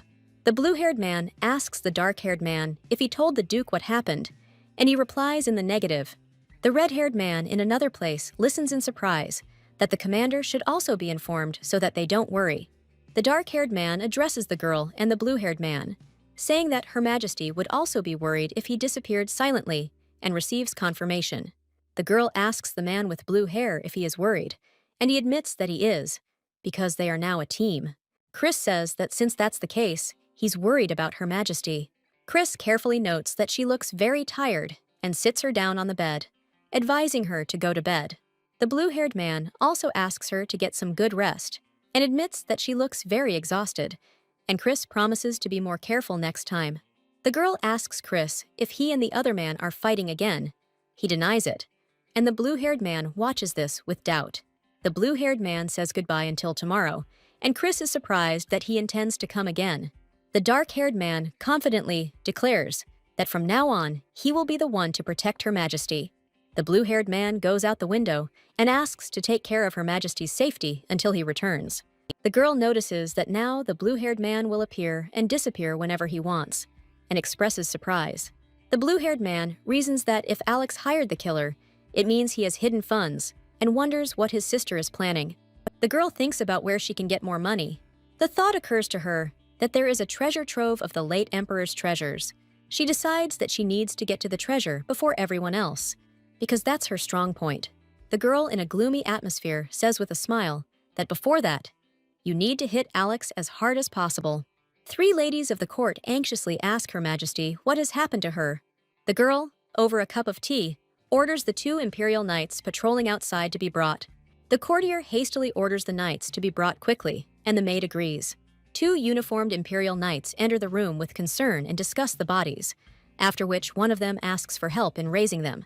Her Majesty, smiling, orders action to be taken immediately. Someone begs the Empress to stop, saying that she cannot do it. And at the table, a man asks the woman why she made such a noise. The Empress, surrounded by knights and the bodies of the attackers, loudly orders everyone to remain silent. During the chase or the commotion at the table, the red-haired woman exclaims in fear. The blonde notes with a confident smile that someone is still quite bold despite the murder attempts. The man says that the killers were obviously expensive and regrets the money spent, and the woman with him assures him that it was not her, which causes him surprise. The man suspects that Stella might have hired the killers, but she is indignant and explains that she doesn't even have enough money for a dress. The Empress indifferently declares that it does not matter and regards everything that has happened as a declaration of war, despite the man's protests. The woman with the sword sternly reminds the man that she doesn't care who it was, but everything his wife does remains his responsibility. The man grabs the woman by the hand and indignantly asks how long she is going to do this and what his fault is. The woman angrily says that he must be very stupid to have forgotten everything. The man coldly declares that he will definitely make her understand, because without him she is nothing. The woman with a self-confident smile orders to get rid of all his knights. The woman, in a blaze of light, firmly declares that from now on, she will be in charge of her own security. The man approaches the people lying on the floor and picks up one of the swords. Against a backdrop of flashes of red light, a man grips a sword with both hands in a defensive pose. A man with a wounded shoulder screams in pain, and a red-haired woman covers her face with her hands in horror. A man and a red-haired woman stand among bloody bodies, and the man mentally calls what is happening a declaration of war, regardless of who started it. An exhausted and bloodied man in the background ponders the need to make a decision, and a thoughtful, red-haired woman stands nearby. In the training hall of the ducal estate of Karlsruhe, a man trains with a sword against the backdrop of a burning fire. A woman with a sword suddenly attacks a man during training, causing a magical duel. The scene continues. The man swings his sword. The woman attacks from behind with determination. A blond man in a vest approaches a man and asks if he practices fencing.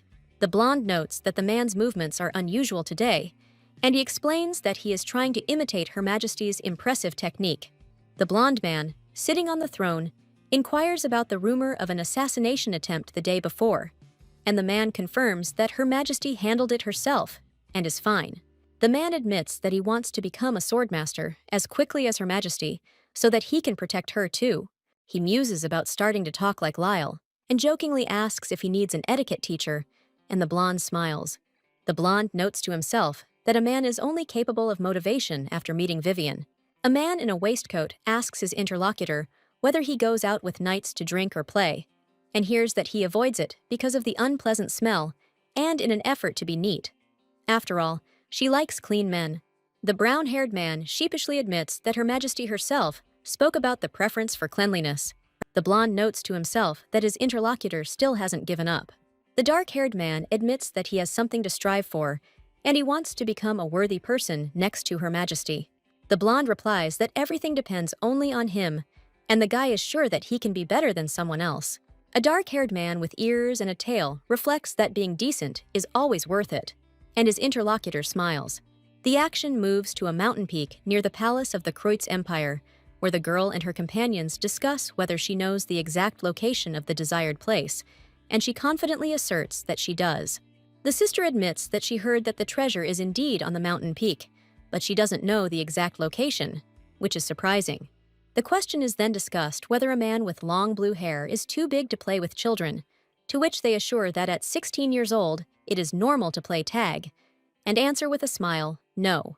A man with long white hair, holding a magical ball of light in his hands, smiles, and regrets not taking other companions to keep him company.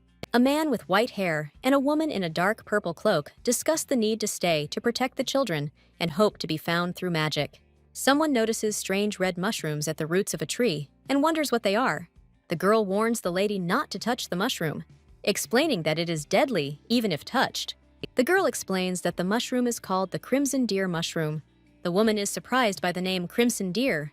It is said that in the past, the late Empress Scarlet was nicknamed the Crimson Deer for her good nature and red hair, and the Emperor built a treasury for her. After the death of the Empress, the Emperor hid the treasury somewhere in these mountains so that no one could take possession of it. The woman is shocked to think whether this mushroom is connected to the treasure trove. A woman calls a man to show him a find in the forest. They notice that red mushrooms are lined up in a path among the trees. The heroes stop at a cluster of crimson mushrooms, saying that this seems to be the very place. The man with white hair suggests burning the mushrooms, but the woman points out that their spores could be harmful. The man uses magic and creates an illusory image of mushrooms in the air, and the woman asks if he sees anything. The woman discovers a secret door and realizes that poisonous mushrooms were hiding the entrance to the storage facility. The man calls out to Buck and tells him to open the door, and Buck happily agrees.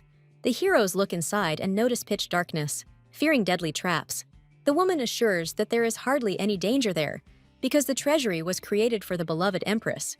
One of the heroes agrees to go down the stairs into the vault first. Descending with a torch, the hero is surprised by what he sees. He sees a huge treasury full of gold and relics, and calls on others to take everything they find. The woman gives the command, and the whole team begins to sort out the treasures. The woman asks the blue-haired man how he likes the artifacts, and he replies that they look in excellent condition but will need an appraisal. The woman points out that the previous emperor really loved the Empress, and the man agrees. The main character notices a decorative object with a stone and thinks about it. The man asks if she knows the item, and the woman replies that she doesn't really, but there is a piece missing from the center that looks like her necklace. The man wonders to himself why the decoration is so similar to the heroine's necklace. The man starts asking the woman something, but she assures him that everything is fine. The woman says that perhaps this item is important to the man, but since it is a relic of the former emperor, the Empress must own this jewelry. The man feels internally that it would be unwise to touch the object. A girl runs up to them and says that they found some kind of egg, and the man asks in surprise, "An egg?" The girl holds the glowing egg with delight. Everyone is surprised. Is it really a dragon egg? The girl says that she has only seen these in books, and the man with blue hair is surprised and examines the egg. The man explains that this is not a simple egg, but something even more ancient, and sends the girl to look for other valuables. The man and woman discuss whether to destroy the treasure trove after they leave, but the woman points out that destroying the mountain will not go unnoticed. In a joking manner, they decide to simply scatter poisonous mushrooms around.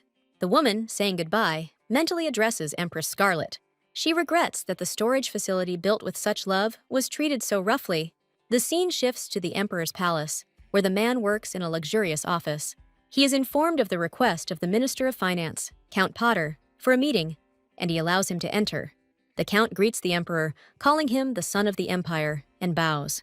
The Emperor asks the Minister of Finance what brought him to the meeting, and he explains that he has found a way to patch the hole in the budget, but it is a temporary measure. The Emperor asks whether the minister is proposing to tax the nobles who profited from the Civil War. The minister replies that the tax will affect not only those who received profit directly, but also those who used the war to avoid paying taxes. But this will not last long. The Emperor wonders what the Empress's opinion will be on this proposal. The minister says that the initiative came from a commoner, but is sure that the Empress will not object, and the Emperor asks why he decided so. The Emperor claims that this is a good idea, and that the Empress always listens to everyone, regardless of status. The Emperor is confident that if the initiator of the idea presents it openly at the council, the Empress will definitely not object, and says that he is counting on the minister. Representatives gather at the Imperial Council, and the meeting begins. The Minister of Finance says that since everyone is here, the meeting can begin. He explains that after the Civil War, the Empire is in a precarious position, taxes are out of balance, and it is necessary to restore the standards violated during the war. The Council is discussing the need for comprehensive tax reform. The Empress watches the discussion with interest and reflects on the proposed idea for eliminating budget holes. Council members ask questions about retroactive taxation and discuss what the new income tax will be. A debate ensues over the difference between willful non-payment and the inability to pay taxes, and representatives of the nobility express dissatisfaction with accusations of profiteering from the war. The Minister of Finance demands silence and promises to explain everything, banging his gavel on the table. The minister introduces a young man, the best graduate of the academy, and a tax collector from the Ministry of Finance, who found a solution that was not noticed by others. The young man, a little nervously, introduces himself as Lispy, a tax collector from the Ministry of Finance. The Empress is surprised by Lispy's appearance at the meeting. Lispy reports that, as a tax collector, he discovered significant discrepancies between actual and estimated tax payments. Lispy highlights the oddity of this difference in tax revenues and asks what causes it. Lispy reports that some property owners hid portions of their assets by listing only one property on paper, even though they owned several. The Empress and Lispy note that many council members registered trade guilds in the names of foreigners to avoid taxes. Lispy suggests providing more documentation on the topic to support his words if necessary. The Empress concludes that people use loopholes in the laws to enrich themselves illegally. The Empress asks if this report is proof, and Lispy confirms it is. One of the advisors mentally notes that, if he remembers correctly, Vivian is also involved in similar machinations. The advisor wonders with concern how Vivian will get out of this situation. The Empress asks if Lispy understands that property belonging to members of the imperial family is not subject to taxation. Lispy explains that taxes must be paid before the property can pass into the possession of members of the imperial family. The Empress reflects with an ironic smile on the fact that she has already managed to empty the treasury, and clarifies Lispy's name. The Empress says that she is pleased to meet such a talented person and promises to remember Lispy. Lispy replies that he is flattered, and the minister says that he wants to adopt new tax amendments on this basis. The council voices an opinion in support of the amendments. Two advisors are wondering whether the Empress will agree, since she herself will have to pay the most. The Empress announces that she will vote in favor of the amendments. The other council members are surprised by her decision, and she notes that although these are large expenses, they must justify the sacrifices of the citizens. The Empress explains that the amendments are reasonable and will eliminate the shortcomings of the old tax system. one of the council members decides to himself that he must definitely recruit Lispy. Lispy calls the emperor the son of the empire and says that it is an honor to meet him. The emperor invites Lispy to sit down, and he politely agrees. Lispy notes the unique aroma of the tea, and the interlocutor explains that this variety grows only in the southern region. Lispy thinks to himself that if he noticed what Vivian missed, then he can also find the other person's weak points by mentally evaluating the tea. The interlocutor in the royal costume decides that he must attract Lispy to his side, and if something goes wrong, get rid of him. The emperor notes that the meeting was impressive and is surprised that Lispy even checked on the imperial family, and Lispy calmly replies that he simply took the chance to speak out. In his memories, Lispy recounts that the empress once called him for a consultation on trade and was rather silent, but he learned that she had been appointing foreigners to head her guild before becoming empress. The emperor praises Lispy for her impressive insight and wonders why a man with such intelligence works as a mere tax collector. The emperor asks Lispy if he has thought about working in Count Padera's royal business. Lispy replies that working for the royal family sounds tempting, but he himself is inclined to do more fundamental things, which arouses the interlocutor's interest. When asked what is fundamental to him, Lispy smiles and says the word money. Lispy explains that, similar to Count Padera's search for new business, the emperor could also create his own guild independent of the empress. A man in a fancy suit says that the empress cannot control the entire commercial sector and asks Lispy if he wants to lead his guild. Lispy confidently replies that if he is entrusted with management, he guarantees a good profit. The man asks if Lispy has any ideas yet, and Lispy notes that the empress often turns to him for advice. In a tense scene, one of the men holds a sword and the other lies on a sofa, and the question arises of how to be sure that Lispy is not a spy for the empress. Lispy calmly explains that money is important to him and that he will work with whoever offers him more. The man asks if Lispy is trying to become a double agent. Lispy denies any interest in politics and stresses that he only cares about money. He repeats that he cares only about finances, smiling while holding the sword. The man notes with surprise that he has never met such a person before and asks if Lispy wants to deal only with finances. Lispy suggests that if he is not completely trusted, they could start with short-term investments, and the man asks what percentage of return he can guarantee. Lispy explains that everything depends on the initial investment, but promises to at least double the investment, which surprises his interlocutor. When asked about his seriousness, Lispy assures that he never jokes about money and asks for 20% of his income. The man decides to test Lispy in action and officially hands him the leadership of the guild, and Lispy replies that it is an honor for him. In a night scene, a man with red hair lies in bed, breathing heavily. In the vision, he remembers himself in a bloody scene, declaring that he is His Majesty's sword. He is convinced that he did the right thing, standing in a cloak among the fallen people, with blood on his clothes. A figure of a girl appears in his mind, asking if he is sure of his actions. The man wakes up in horror with a scream, suddenly jumping out of bed. The bright morning view of the Empress's magnificent palace appears. In the palace dining room, at breakfast, a maid asks the Empress if she has heard any news, and the Empress replies with a question, "What exactly?" A maid tells the Empress that a serial killer has appeared on the streets, and she asks again in surprise. The maid says that people claim to have seen murders, but no bodies or blood were found at the alleged sites. There are rumors that the killer is a ghost, and the Empress, thinking about it, finds this strange. The Empress asks Lyle to find out the details and receives consent, and a moment later, she is informed that the Emperor wishes to see her. The Empress smiles and thinks that this is just in time. In the throne room, the Emperor says that he will sign a treaty with her.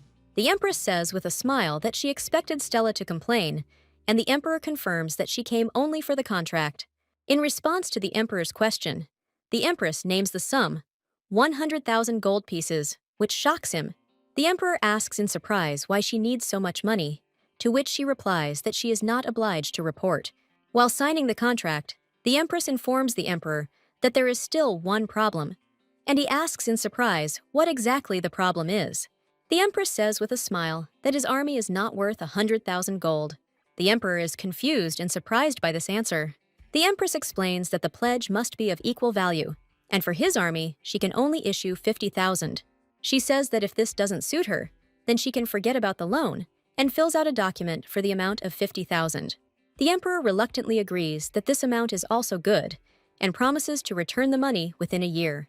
The Empress hands him a new document and asks him to sign it, and he wonders what it is. The Empress explains that this is a pledge document, an agreement to confiscate if the debt is not repaid.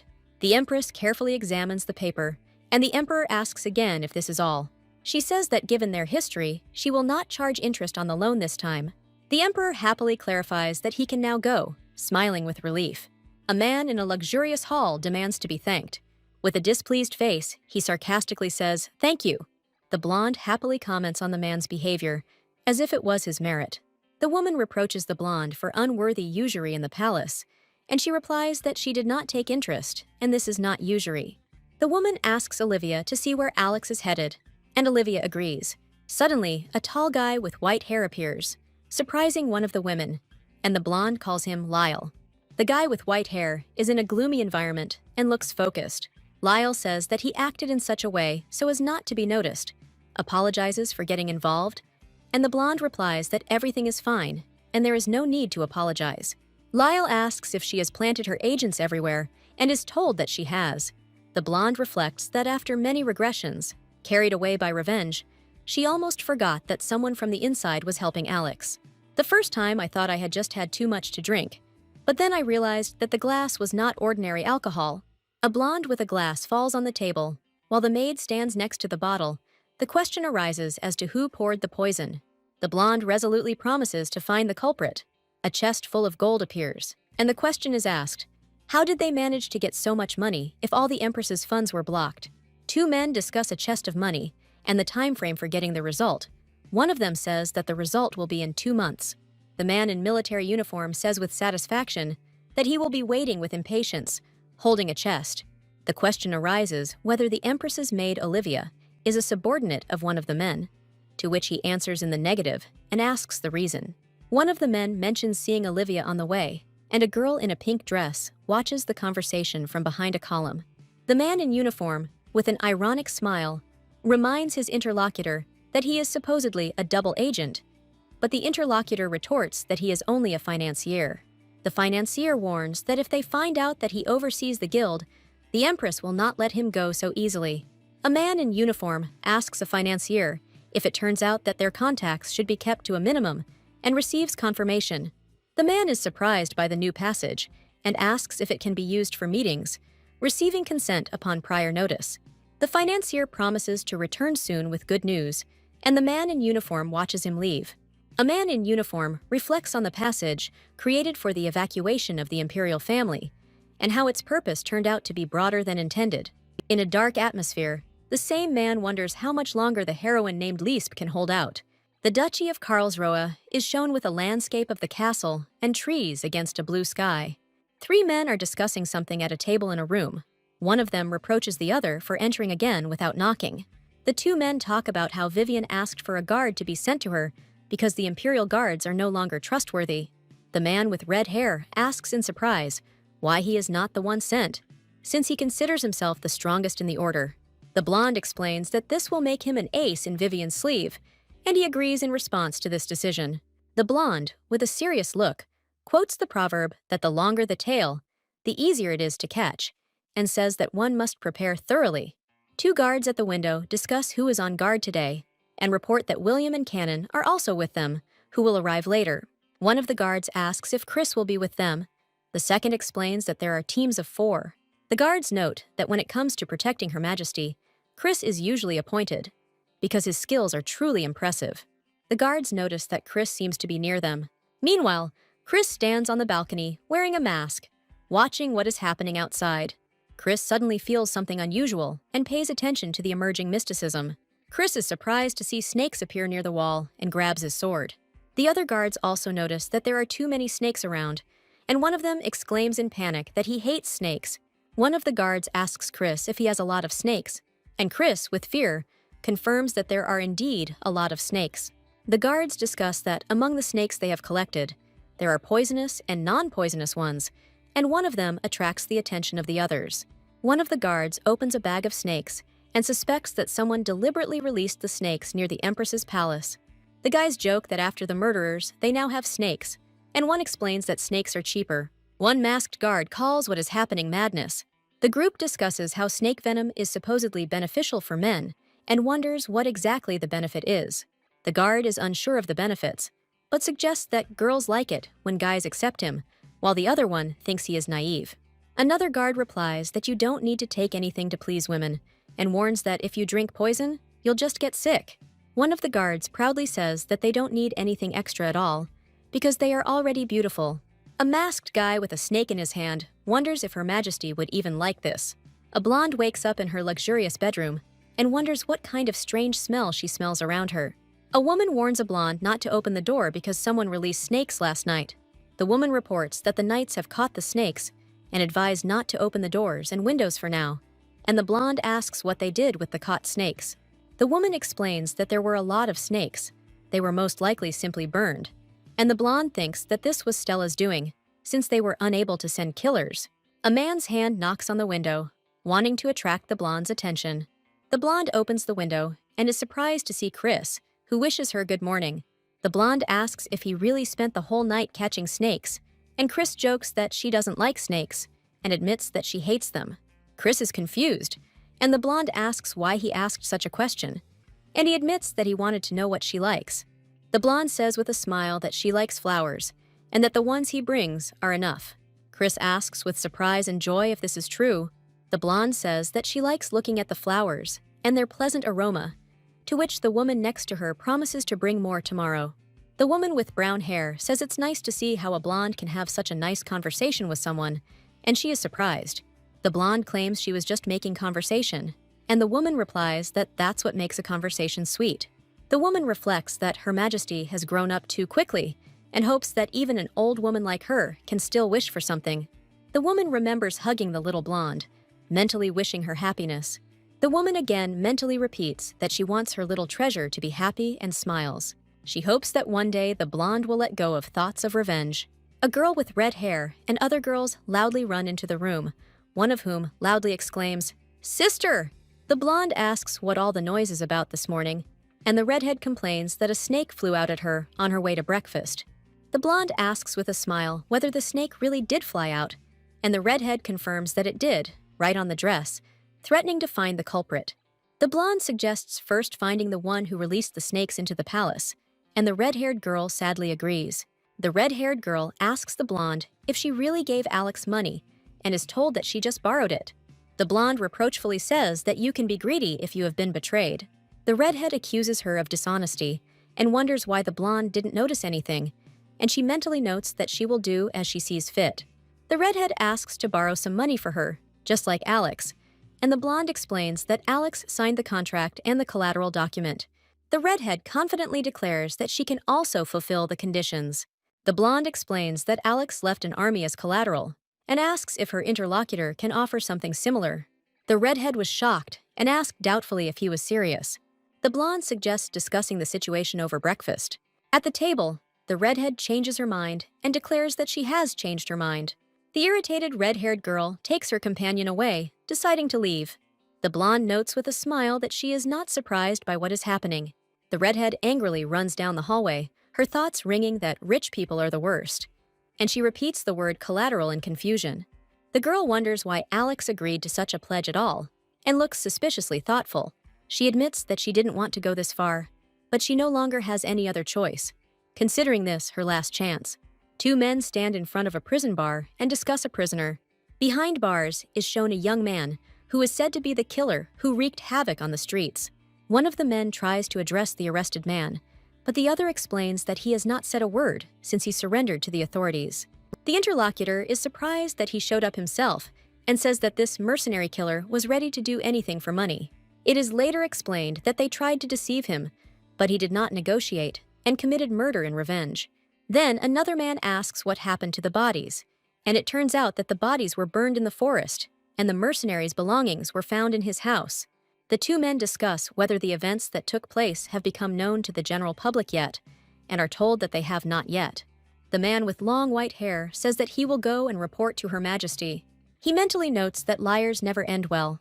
The man with the sword stands in an alarming red atmosphere and is clearly internally tense. Someone suddenly grabs him by the neck from behind, and a girl is crying in the background.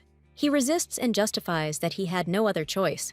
He shouts that if there were no orders, he would not have killed anyone. Someone's hand grabs the man's neck, adding to his despair.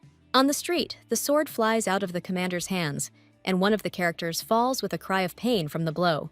The other sparring participants run up to the wounded man, trying to provide first aid and calling for bandages. A man apologizes for losing control during a workout, and his friend advises him to take a vacation. He replies that he just needs a little rest to come to his senses again.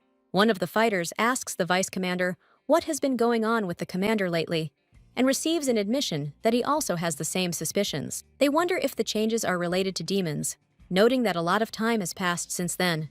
One of the warriors expresses concern that what is happening could negatively affect the team's morale. At this time, the blonde is working at a desk in a bright, classic room. A servant approaches her, addresses her as Her Majesty, and hands her a scroll. The blonde opens the letter, and after reading it, smiles with a bright expression on her face. A man with long white hair appears at the door and calls for his sister. He reports that the killer they were talking about has turned himself in and is now in custody, and the blonde says that this is good news. A young man with white hair asks the blonde why she is worried, and she replies that Zed is causing problems. The blonde, with a serious expression on her face, decides that it is time to take action. The man asks about the killer, and the blonde says that this needs to be done quietly. He asks if there is anything else. She reminds him of the artifact for creating golems, and wonders if it is possible to give it the appearance of a human.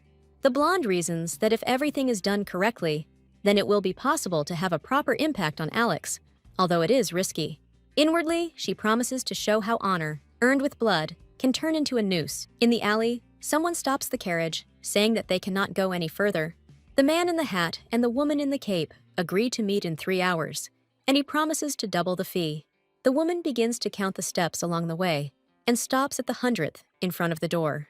The hooded woman notes that exactly 100 steps from the entrance to the alley is the door of the brothel, and realizes that the man she is looking for is inside.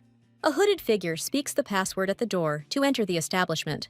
A woman in a cape walks into a smoke-filled room where men are playing cards and surrounding a table with gold coins. She walks through the room with the players to the bar, where one of the people present sarcastically asks why the Empress would show up in such a seedy place. The man in the chair jokes that she is now playing in a different league, expressing surprise at her appearance. The girl tells him not to be so sarcastic and explains that she didn't come for that, to which he asks the reason for the visit. The man notes that if she came for his money, like someone else once did, she should say it directly. She retorts by asking if she came for charity, and is indignant that after so many years, the conversation is again only about money. The man asks if she expected a warm welcome, and reminds her that this is not a place for sentimental meetings. The girl interrupts, and, not wanting to continue, insistently states that she wants to talk. The man agrees to get down to business, and asks about the real reason for the visit, and the girl suggests getting straight to the point. The man asks incredulously what kind of business is being planned, and here's the answer: any that brings in money, and then asks why he should help at all. The girl with red hair smiles and replies that she can get him out of this hell. The man makes fun of the fact that the player is now considered the Emperor's father-in-law, and the girl promises to explain everything when he helps her become Empress. The man remembers how, when he looked at Stella, the image of his wife Serena appeared before his eyes. He says that once, while wandering around brothels, he received the title of Baron thanks to his half-brother, the Duke of Karlsruhe, and Serena married him because of the high expectations from his title. Serena's expectations were never met, and her disappointment only increased after becoming a mother. Watching the Duke's wealthy family and her beloved Vivian, Serena's greed grew, and she eventually left without finding satisfaction. Now Stella, as the heir of this blood, appeared before him as the future Empress. The man wonders if Stella might be different from her mother. Considering that Stella has already won the Emperor's heart, the man asks if she wants him to kill Duke Karlsruhe. The red-haired woman calmly says that she is in no rush to eliminate the Duke until she gains more power. But right now, she needs money, and lots of it. The man overhears the conversation at the door, and mentally notes that the future Empress really does need funds. He considers giving her so much money that it becomes a trap for her. At night, the silhouette of the Empress's palace rises against the moon. The young man reports to his sister that he received an urgent response from Eddie, commenting that Stella is indeed in a hurry. Lyle instructs him to transfer everything from the treasury that can be quickly converted into cash to Eddie and advises him to stay close to Stella as her investor for now. The man with blue hair thinks. The blonde works at her desk, and behind her stands a huge mountain of flowers. The young man is surprised by these flowers, and the girl explains that they are gifts, and the guy jokes that she has collected all the flowers in the world. The blonde sheepishly admits that it's too much, smiling against the backdrop of multicolored bouquets. A girl in a blue dress among flowers muses about making the afterlife feature Eddie's signature move and wonders why he was only supposed to appear once. She closes her eyes and inhales the scent of the flower, thinking that after the demons are weakened, it would be advantageous to plant people in different places for a strategic advantage. She remembers that they still have something to find and looks determined. The memories shift to an authoritative figure in a red robe who, despite delegating authority to Alex, continued to oversee state affairs. She remembers how she used to know everything from minor news to national crises, but after many reincarnations, her old memories began to fade. However, despite everything, there is one child left whom she cannot forget. In all her memories, this child remained especially vivid and well-remembered. She wonders why the image of this particular child remains so strongly in her memory. She wonders thoughtfully who this child is. At this point, a man with long blue hair approaches her and asks what she is thinking so deeply about, to which she replies that everything is fine and turns the conversation to him. The white-haired boy tells the girl that, as she requested, the golems were dressed in the clothes of the deceased members of the Devil Group, and Zed destroyed them on the spot. The girl notes that everything is going smoothly and is going to instruct Chris to collect the belongings of the other victims. A shot with a raised hand and a slight smile. The girl admits that she even feels a little sorry for the devils. The guy leans towards her and tells her not to say that, because she is doing the right thing. He smiles, takes the daisy, and assures her that everyone believes in her. He asks with a smile if she really plans to leave so many flowers here, and she laughs and admits that she doesn't even know anymore. A man in a dark suit and a girl with pink hair collide with each other in the hallway. The girl greets him shyly, and their legs almost touch. The man smiles coldly and accuses the girl of not telling Vivian about some lisp, and then demands to decide whose side she is on. He leans closer, admits that he loved her even without her father's intrigues, and awaits her answer with interest.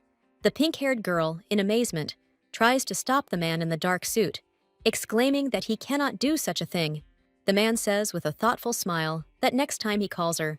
The girl clutches the vase to herself with anxiety and slight fear, and a dark circle appears above her, demanding that she have an answer for him. A man in a black suit and mask happily runs along the roof, repeating his first task received from Her Majesty. He notices a man with red hair walking on the roof and wonders who it is. In a vision or hallucination, disfigured men with blood on their faces and clothes appear, and black bubbles demand that she be killed. The secret observer above wonders who this man with the sword is and watches him from afar. A masked man with a bag over his shoulder notes that this path leads to Her Majesty's chambers. At the table, a girl in a white dress with golden hair says that it is very gloomy today and advises the maid not to leave the house for several days. She explains that there is a serial killer out there and that it is necessary to be careful, to which the maid agrees and promises to do so. Lyle suddenly points some kind of weapon or magic at the main character, causing her to be surprised, and someone shouts to stop him. The defender stands in front of the girl with a staff, and the attacker bursts into the room, to which they shout curses, and a cry of pain is heard. A man with a sword in his hands rushes into the attack with an angry expression on his face. In the darkness, a wounded man with a bloody face asks why the other keeps appearing and threatens to kill him. The main characters notice the approaching attacker, and one of them, screaming, pushes the girl aside. The next moment is a bright flash and a blow to the attacker's shoulder, accompanied by his cry of pain. The wounded attacker continues to fight the blue-haired guy, then loudly demands that he leave. The sinister grin of the enemy is shown, clearly thinking about a new attack. In a fierce fight, the defender throws the attacker to the ground, intending to incapacitate him. The hero with blue hair and a staff, breathing heavily, notes with surprise that this madman is attacking literally everyone around him. A man in black clothes restrains a crazed attacker and asks the main character if he should be executed on the spot. She answers in the affirmative. The girl with green eyes, in an anxious and determined atmosphere, orders Chris to kill him. The white-haired guy with magic says not to let anyone near until they deal with Zed, and gets confirmation. He leads the frightened Helena away, inviting her to come with him. For safety, the guy with the staff orders a magical barrier to be erected around the room. The guards knock on the door and ask if everything is okay, and the main character replies that she can handle it herself and asks to step aside. The soldiers report that the commander is not himself and want to accompany him to the sovereign to decide his fate. The girl with green eyes asks with a sly smile whether the guards really intend to disobey her order, and they quickly deny it. A masked man pins the attacker to the floor, trying to incapacitate him. In the next scene, he sarcastically remarks that the enemy turned out to be very persistent. The man with the sword warily asks who his opponent is, noting that he has not seen him before. A masked warrior with a sword and a smile offers to exchange names before a deadly fight. The masked warrior introduces himself as Chris, Her Majesty's shadow, and declares that he will kill his opponent today. The attacker is amazed that the main character had such a defender nearby. The man wonders thoughtfully if His Royal Highness knows about Chris's existence. The bloody swordsman says with a grin that no one has ever survived with him and prepares for battle. The masked warrior clarifies that this is not a duel at all, but the execution of an order from Her Majesty. Chris attacks, and the attacker begins to think that he was given the order to kill him. The wounded attacker drops to one knee and wonders where such an opponent came from. Chris frowns and sarcastically notes that, although the enemy is unintelligent, he is fast on his feet. Chris thinks he could demonstrate his fencing skills to Her Majesty and deliberately prolong the duel. He decides to end the fight quickly and turns his attention to his opponent's right hand. A man in royal attire appears in the hall and demands that everyone step back. He orders Vivian to open the door and states that he will deal with Zed himself. The Empress objects, pointing out that Zed broke into her chambers with weapons and even attacked the knights, making him especially dangerous. The man in the robe asks if she is protecting someone who tried to take her life, and then explains that he just wants to figure it out himself. Behind the backs of the fighters, they note that Zed has clearly begun to show more cruelty and aggression lately. A comment pops up that there are more wounded during sparring, and that Zed himself often mutters something under his breath and falls into strange fits. An investigation in the name of royal power reveals strange behavior in the commander and discovers something incredible. As a result of a search of the commander's house, items belonging to the victims of recent murders were found. It turns out that Zed was the serial killer that was rumored. The Emperor angrily refuses to accept this, but the Empress insists that they must face the truth, because it is this man who is creating chaos. The hero with white hair brings a memory or an oath. From now on, he himself will deal with everyone who wants to harm him or his loved ones. The Empress is deeply distressed by the loss of an important subordinate, realizing that this is only the beginning of tragic events. Chris delivers the fatal blow to Zed, resulting in a bloody scene and the realization that this is only the beginning. Zed's body lies on the floor in a pool of blood, and Chris stands over him with a gun. The Emperor declares that for the merciless murders and the attempted assassination of the Empress, the commander of the Imperial Guard, Zed, is to be executed immediately. The ruler demands that the sins of the criminal be made public in order to console the families of the innocent victims. The Empress emerges solemnly at dawn, and the body of the criminal is displayed at the castle gates for all to see. Soon after, as people threw stones at Zed's hideous body at the gate, rumors of the bloody murderer ceased entirely. A man in formal attire collapses on a bed, feeling completely exhausted. He reflects that dealing with Vivian is tiring, and he is even more worried about what Stella is up to. In a black and white flashback, he wonders if all of this is revenge for Zed's betrayal and attack on the devils, noting that the Empress cares deeply for her people. However, he believes that concern for the people is not the only reason for her actions, and complains of a headache. He understands that now he will have to look for a new decent night, which adds to his troubles. The man is surprised by the bottle he found and thinks that he has never seen it here before. He decides that if someone brought this medicine, it must be really good, and drinks it. Electric shocks begin to strike around him, causing painful sensations. Suddenly, he is filled with energy, and he exclaims joyfully, feeling an incredible surge of strength. He calls Adolf and immediately instructs him to find Olivia, to which he readily responds. A man meets a girl with pink hair at the door, surprising her with his appearance at night. He asks with a mysterious smile if he should wait for her answer once they are inside. At the table, one character praises another for his exceptional manners and rapid progression thanks to mentoring. A blond man with a glass of wine asks where his interlocutor goes every night, and he replies that he cares about the safety of Her Majesty. When asked about the presence of Imperial guards, the hero retorts that extra caution won't hurt. The man who joins in asks if he was the one who caught the villain last night, and the hero subduedly confirms. The man is surprised by the word scoundrel, and the main character admits that, despite some difficulties, he dealt with the situation quickly. When asked if anyone had noticed his face, he insists that he always wears a mask. Close-up of the girl's green eye and an internal monologue. If anyone tries to tell the Emperor through JL, he is allowed to kill them. Finally, the man in the suit laughs and says that his only concern is Vivian's safety, since that is his area of expertise. One interlocutor criticizes the tone of the other, and then solemnly promises to defend Her Majesty at any cost. While drinking tea, one of the men dreamily complains that he still hasn't learned to dance, surprising his interlocutor. He admits that he wants to dance well so that he can invite Her Majesty someday, which causes internal irritation in the mentor. The mentor discreetly advises to first develop the qualities of a swordmaster and learn to dance later. The young man clarifies the meaning of these qualities and asks if the main thing is to be the best fencer in the world, to which the mentor remarks that if it were that easy, everyone would become a master. The visual metaphor conveys the idea that great power always comes with responsibility, and only when you are able to answer for it will your power be recognized, because the true path is the one that no one has ever walked. The hero is surprised to realize that this is a path that no one has ever found before. The mentor continues, "To become a true master, you need to be able to control not only strength, but also emotions and will." The next scene shows the hero's internal monologue, reflections on true mastery and sincere admiration for the Duke. Last shot, if the Duke is really that cool, it's no wonder Her Majesty is too. The hero dreams that if the Duke and Her Majesty are so cool, then their child will definitely be very cool. The boy excitedly asks the Duke if he can hug him, much to the surprise of those present. He admits that he considers his meeting with Her Majesty to be the greatest success in his life, and the second to be his acquaintance with the Duke, which causes him slight confusion. He rushes to the Duke, embraces him, and says that he will never forget this as a blessing. The mentor responds to the hug with gratitude, noting that he now has fewer worries, and the hero assures that he will make Her Majesty happy. Later in the tavern, the man, playing cards and looking at the gold, clarifies that this deal is considered complete. The woman's hand reminds the man of the importance of their plan.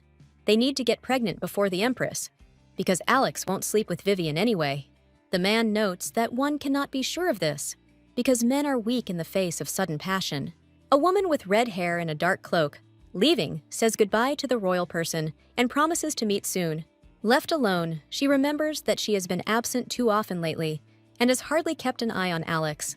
A woman in a blue dress comes into the bedroom and asks if Alex is asleep. She lies down on the bed next to him, hinting at intimacy before the meeting, and calls Alex by name.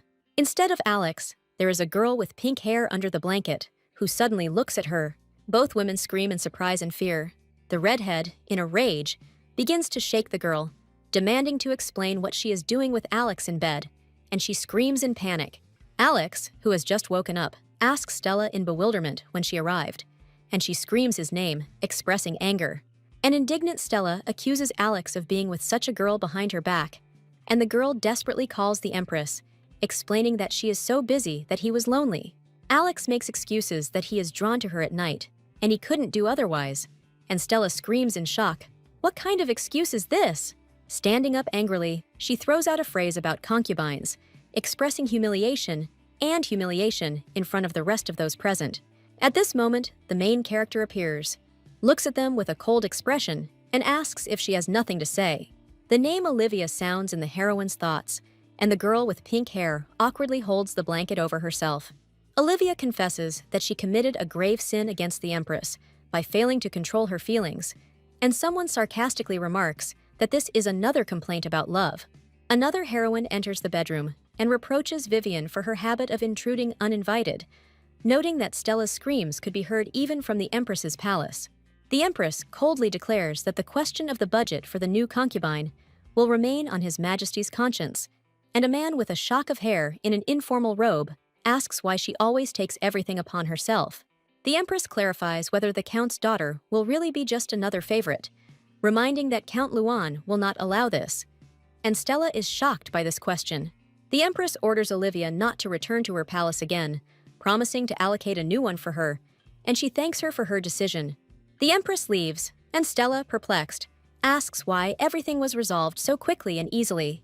Olivia anxiously asks the man if everything will really be okay, and he assures her that if it were otherwise, Vivian would have already drawn her sword. He reassures Olivia that her former owner did not recognize her true value, and that one day this value will be revealed to the whole world.